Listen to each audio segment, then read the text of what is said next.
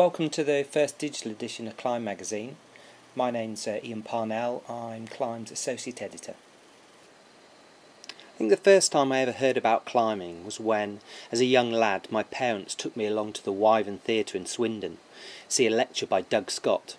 It was about that amazing expedition in 1977 when Doug went with Mo Antoine, Chris Bonington and Clive Rowland to a remote corner of Pakistan to make the first ascent of a mountain called the Ogre. But it wasn't what happened on the ascent that really impressed me, it was what happened on the descent.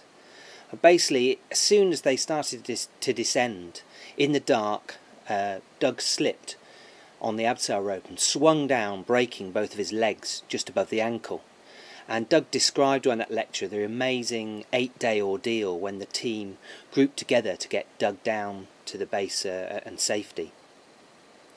There was one image from that slideshow that really stood out to me, and it was Doug on all fours crawling down the mountain, and he'd worn through the knees of his all-in-one PU coated nylon boiler suit, no Gore-Tex in those days of course, and there were these red patches where his knees were, and he had at the time he had a big foaming black beard, and there was this line of gritted white teeth shining out from it.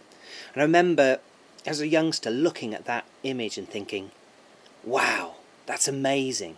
When I grow up, that's what I want to do. Luckily, it hasn't quite worked out like that. I haven't broken my legs or had to crawl down a mountain. Unfortunately, I haven't made it to Pakistan yet. But I think seeing Doug's slideshow set me out on what's been an amazing lifetime of adventure.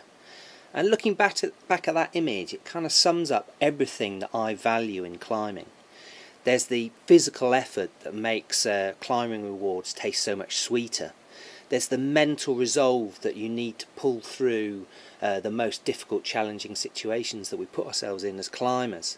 But most crucially, there's that confrontation with uncertainty, with the unknown, that makes all the best climbing experiences so memorable. I think the importance of that challenge of the unknown is very evident in this issue of Climb magazine. At one end of the adventure sports spectrum of climbing, you've got our cover feature by Leah Holding, perhaps Britain's king of adventure, where he describes his small team's amazing odyssey into the heart of the lost world of Venezuela to make an amazing climb on Cerro Ortana. Closer to home, just across the channel, Martin Crocker introduces the seemingly limitless opportunities for exploration amongst the granite of Brittany's coastline. And then we have an in-depth interview with the UK's leading female competition climber, Shauna Coxey. Even for Shauna, that confrontation with uncertainty is central to what she does. She steps out to compete, she hasn't had a chance to pre-practice the boulder problems. Instead, she must use a combination of her climbing skills and her imagination to improvise her way to success. I think that challenge of adventure is most powerful when we first start climbing. Just the most mundane, moderately graded top rope is a real kind of step into the unknown for someone who's first started climbing. I think the more we climb, the easier it is to forget the excitement of those early days, and things like ambition and expectations can draw us away from those simple rewards that were when we first started climbing. In the last few years, I've felt those possibilities for adventure seemingly disappearing under the pressures of work and family and just general life. But luckily I received a wake-up call recently when the BMC's latest guidebook, Over the Moors, landed on my doorstep.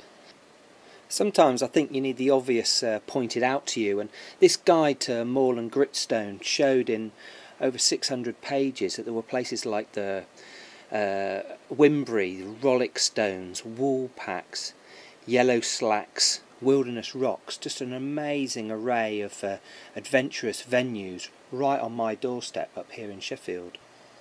Whilst I expect a few of us are going to be booking a flight to Venezuela, I do hope this issue of Climb inspires you wherever you're reading this to go out and take on your own adventure.